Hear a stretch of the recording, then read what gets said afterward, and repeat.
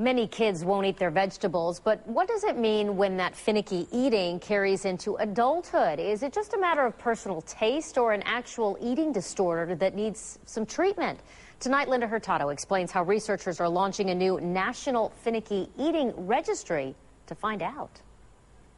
When Stephanie Schwab was a child, she would only eat white food. Cream of wheat and cottage cheese and noodles and anything that was bland and white, they said that's what I would eat, and I wouldn't eat anything else. As an adult, she added lots of new foods to her list, but there are still entire food groups she just won't touch, which can make things difficult when ordering a meal.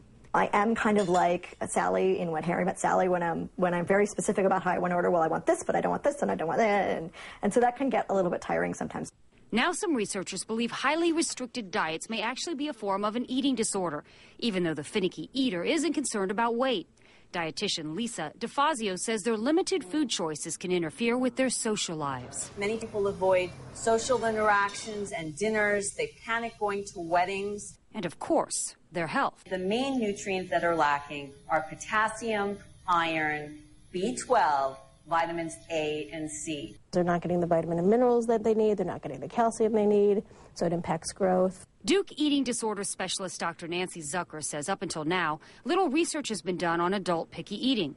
Now she, along with researchers at the University of Pittsburgh, are hoping to change that by launching the first ever national public registry for adult finicky eaters. What we're trying to do is to learn more about what picky eating is like in adults, what it persists, how it impacts their functioning. And so, you know, hopefully soon we'll have some answers in terms of the number of people it affects and how impactful it is. In addition, they're hoping to open a dialogue for picky eaters to share coping strategies with one another. A lot of people manage it incredibly successfully, and so the strategies that they've cleverly learned to not let it get in their way can be really helpful to other people. Like finding acceptable substitutions to foods you don't eat to make sure you're still getting proper nutrition.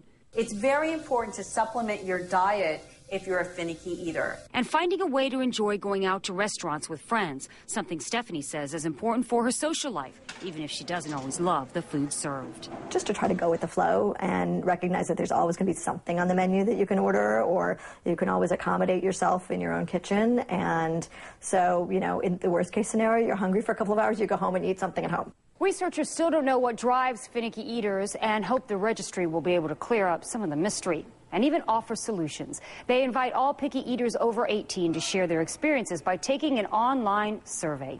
Taking action for your health. I'm Linda Hurtado, ABC Action News.